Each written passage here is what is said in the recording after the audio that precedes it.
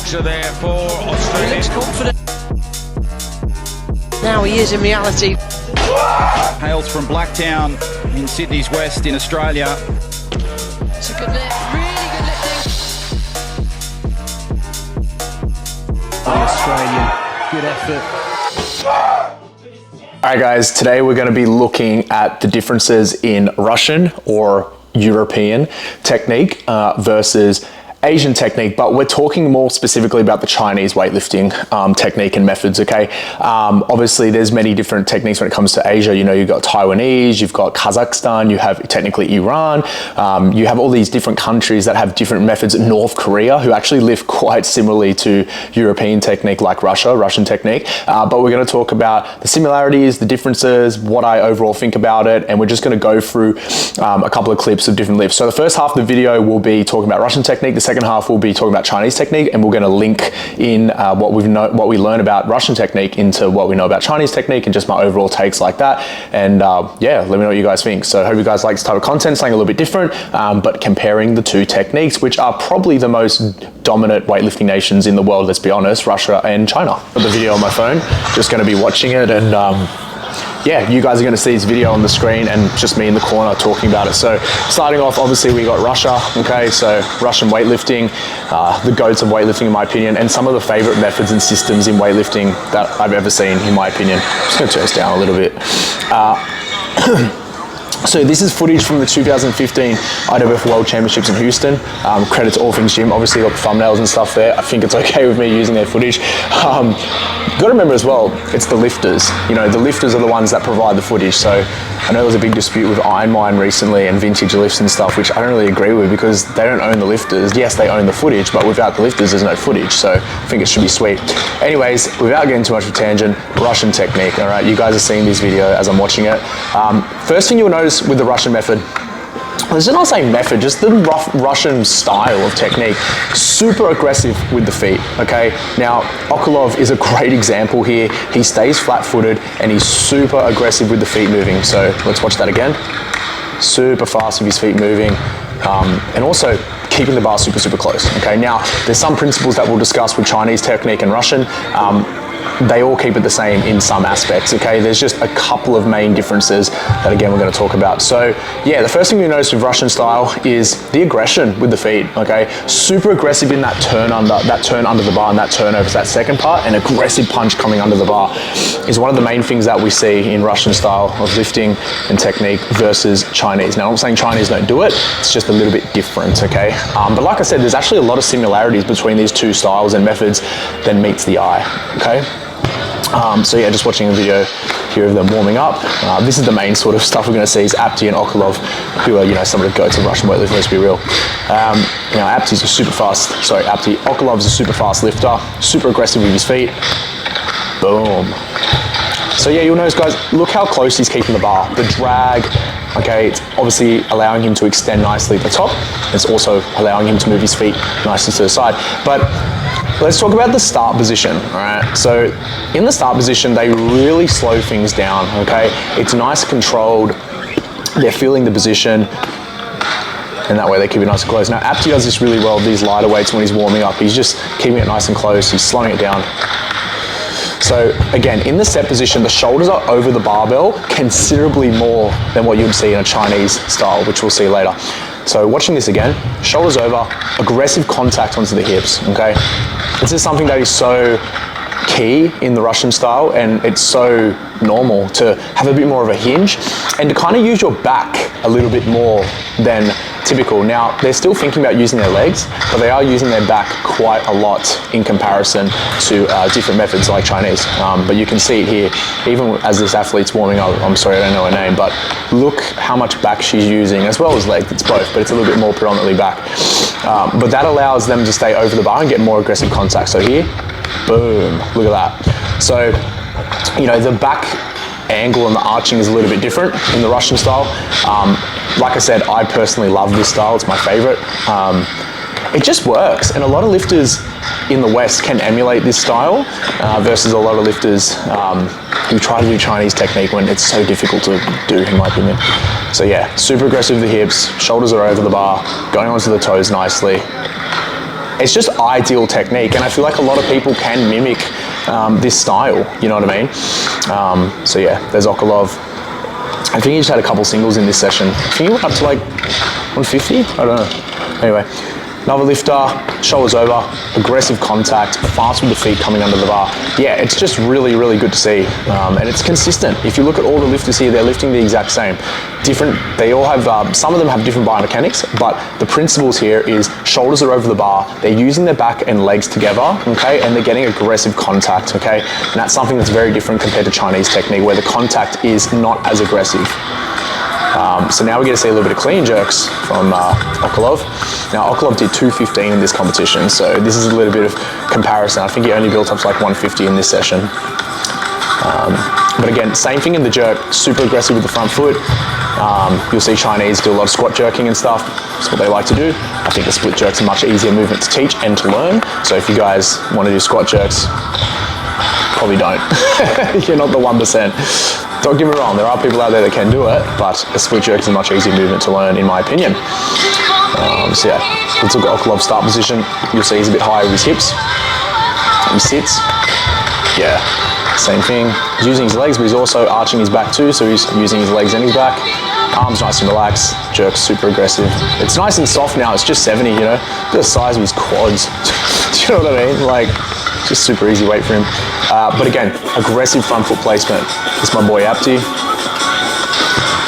Apti straight up is one of my favorite lifters of all time. Like, has to be one of my favorite lifters. Just his style. Honestly, I try to emulate him a lot when I lift, to be honest. Back and legs, catching the bar high, riding it down, relaxed arms, fast front foot. Yeah, super aggressive. You know, that dynamic start's used quite a lot as well. You don't see that static start, which you see in Chinese lifting. We're going to watch some videos in Tian Tao after this. You'll see a much different start position. Again, it's just what works best for them, okay? But yeah, I guess the key differences here are the set position where they're using the back and they're using the legs, and on top of that, the arched upper back. Obviously, all principles are the same in regards to keeping the bar close and extending like that, and the feet movement, super aggressive with the feet movement. That is something that is, yeah, very different in Russian technique, and obviously split jerking, which you still do see in the Chinese method, but when they split jerk, it's quite soft with their landing because they're focusing more on the drive, whereas Russian style, I mean, I would say they're still driving, but they're also being a bit more aggressive with the front foot too, so it's a bit of both. And yeah, like I said, I just really find the Russian style, it's just an easy technique to model for a lot of people. A lot of people can emulate that. I have lifters coming to me that want to lift like Lu Xiaojun or Tian Tao. They want to lift like Chinese lifters. And you know what, like I let them try it because I let them realize how hard it is. And then I'd say, hey, here's how you should be lifting. Teach them my way, which is really Russian style. And they love it so much more, you know. Sometimes people just get consumed by things on social media and they look at it and they're like, oh, I want to try that. But really, it's probably not the best thing for them, which is why sometimes social media can be really hard when it comes to weightlifting, just over consuming content. And like I said, there's a lot of social media content out there and a lot of it's incorrect. There's not a lot of, you know, good content. And coaches all have different philosophies and views. Everyone's going to have a different opinion. That's the thing with weightlifting. There's so many different ways to skin a cat. Not saying everyone's right, not saying everyone's wrong. It's just everyone's a little bit different in their approach. Some people also want to be different, you know, so they'll try different things. So yeah, look at that, nice and aggressive with the front foot. I just love watching the Russians lift, honestly, I really do. And I love watching the Chinese lift too, you know, but specifically the Russians. So look at this, upper back, catching high, elbows fast, nice front squat. Now Apti does a squat jerk. Beautiful. Finishes the drive, jumps under nicely. I thought it'd be good to see Apti as well. It's a good comparison with Chinese lifting as well. Love that contact. It's that contact, guys. It's close, but it's still aggressive, and the feet are nice and fast coming under. Nice fast front foot placement. That's got Kianosh in the back. I just love it. It's so good to watch. Beautiful. Yeah, guys, so I'm just going to keep this running, like I said, and just give my opinions on it, but we're just doing this in one take, so raw, uncut footage. Yeah, nice extension, aggressive contact, elbows nice and fast. Front foot placement is perfecto. I love it. Love me some Russian baddies. We've got the music in the background. Yeah, so again, back, legs, fast feet, feet to the side, arms nice and relaxed, fast with that front foot placement, boom, as good as it gets. So yeah, now onto the Chinese lifting section of the video. So look at the difference here, guys. Okay, we saw some snatches earlier from Okolov as well as some of the other Russian lifters. Look how soft he is with his feet. A couple of close grip work as well. They're just so... Yeah, anyway, let's go through the differences. So this is an iconic video on All Things Gym. Lu Xiaojun and Tian Tao. Tian does some snatches, Lu's doing some squats. I kept this in there because I was like, you know what, I know Lu's not lifting, but it gives us a little bit of philosophy on their methods and the way they train. So with Chinese weightlifters, we don't know a whole lot about their systems and their methods of training. And I'm actually a big believer, because I've been to a lot of world championships where they're there. They do things just to mess with other people, because I don't understand it, and a lot of people don't. You know, obviously my background comes from my coach Ali of Iranian weightlifting and all of his knowledge and lessons like that. I can tell you wholeheartedly, I have no idea what the Chinese do. It just doesn't make any sense to me, you know. So yeah, you got Lu maxing out his squat and some heavy rack holds. I don't know, but then you've got Tian doing some heavy snatches. So they do the principles, but then they also do a bunch of different things, like a lot of the heavy movements to fry the CNS. Yeah, I have a theory as to why they do the heavy movements. It's less it's more taxing on the body, but it doesn't require as much effort. And percentage-wise, it's easier. I don't know though. I don't think it's very good for recovery. That's my opinion. But you know, that's probably what they've done from a young age, and it works for them. That's all they know, like me with my method. So. Yeah, so let's look at Tian here. Now, Tian, super aggressive with the contact here, but it's smooth, it's fluent, okay?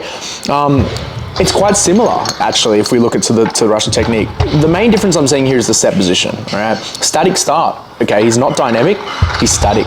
Now, static and dynamic start has been a long debated topic in weightlifting for a long time. You've got to be freaking strong if you want to do a static start, okay? You've got to have strong legs and a strong lower back to start statically. If you're snatching, say, 160 or 170 kilos, you want to be back squatting 300, and I'm sure Tian can do that, no problem. Same with Lu Xiaojun. So static start works well for them, but for a lot of people, it's quite difficult. So you see a lot of the Russian lifters doing dynamic starts as well. It's not because they're weak, it just makes the bar move a little bit quicker, and it feels a little bit easier for them. So that's why they do that. But yeah, so let's look at Tian Tao. Static start, setting his position.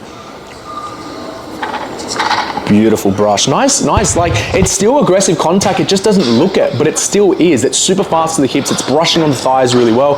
But like I said, the static start, and also he's starting a little bit in line with the bar. I wouldn't say he's behind the bar, but he's starting a little bit in line, whereas the Russians are a little bit more over. The hips are a little bit higher. They're using their back a little bit more. This is all quadriceps and legs. All legs in this start position, okay? So look at it here. Look how deep he's sitting. Shoulders up, slightly over slash in line with the bar. They're in line as he pulls, but look how much legs he's using in that start position. You know, that's, yeah, that's crazy to me. Yeah, that's crazy. Driving his knees out, using his legs, extending up at the top. It's so smooth, it's so fluent, it works for them, you know? And this is something that they've probably been doing from, you know, 8 years old, as the Russians have as well, but it's just the method they do. Here's Big Lu squatting 275. Freaking crazy, man, that's just nuts. He went from 225 to 275, so he literally goes from 500 to 600 pounds, no problem. Love that. Shi Jiong, future Olympic champion from this video. So yeah, let's look at the technique. So here is Tian, again, sitting nice and low, using his legs, all legs. Nice light brush. He's not even missing these reps, guys. He's just like, why? Why do I have to even bother? I'm so strong. I believe he did 175 snatch at this competition, missed 78 from behind. So he had a pretty good snatch day this comp.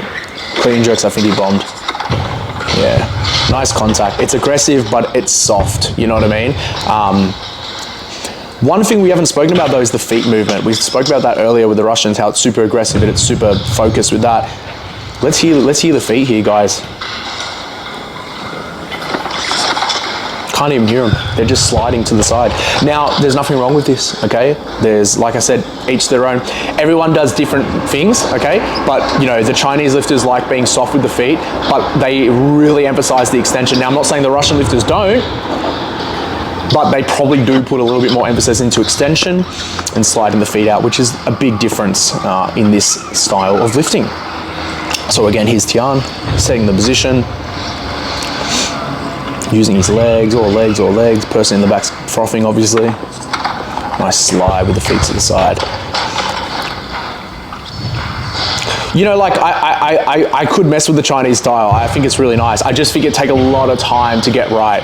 And at the stage of my weightlifting career, there is no point in trying to relearn how to snatch and clean jerk when I'm already hitting pretty world-class weights, in my opinion. So, you know, like I said, if you're going to stick to a method, guys, stick to it from the start and be consistent. You know, I've been consistent the way I train for the last 10 years, as of these guys for 20. Do you know what I mean? So yeah, we're talking about the different styles of training too. Russians, very much a lot of power focused in their training, muscles, powers, deficit work. Pulling, yeah, it's casual 150 power snatch. And squatting quite a lot as well. Now, Chinese, heavy deadlifts, heavy pulls, heavy rack holds, heavy squats, a very different style of lifting, which I think actually emulates their set positions a lot easier, because like I said, you got to be freaking strong to start with that static start, and a lot of them do that. Now, the reason why they do that is because they do so much squats and pulls, heavy as well as deadlifts. So nice. Just 160. I mean, this is an 85 kilo lifter, just repping out 160 without straps, no problem. And he's just playing. He doesn't even stand it up. He's just like, whatever. So crazy strong. Blue's just like, not bad. But yeah, this is a pretty iconic video. It's 220, just doing some rack holds. Like I said, I think it stimulates the CNS. I don't know. Like I said, I stay in my own lane. I know what I know. What they know is what they know. The thing with Tian though, he does still technically keep his shoulders over the bar. Just not a whole lot. But yeah, nice aggressive contact, sliding the feet to the side, static start, using his legs really well, compared to the Russians where they're using their back a bit more in the start, and they're a lot more aggressive with the feet, so much more aggressive with the feet. Again, heavy pulls here, heavy pulls. You know, she's probably hasn't even competed yet, and he's doing pulls at, like, God knows, like 230, 240. He's a 69 kilo lifter at this time, crazy. So yeah, very different methodology of training. Like I said, Russians, very much technical focused. I'm not saying Chinese isn't, but a lot of technical drills, deficit work, power work, muscle work like that. Less emphasis on the pulling, still big emphasis on squatting, but not much emphasis on like deadlifting heavy and all that kind of stuff, because it's just not what they do, you know, whereas the Chinese method is very different in that regard. Heavy emphasis on the CNS bearing exercises like the deadlifts, the pulls, obviously, the squats heavy, etc. So yeah, guys, that's my take, Russian versus Chinese. That's what I think about it. Yeah, some cool accessory movements here. I like these types of movements. I don't know, they just look cool.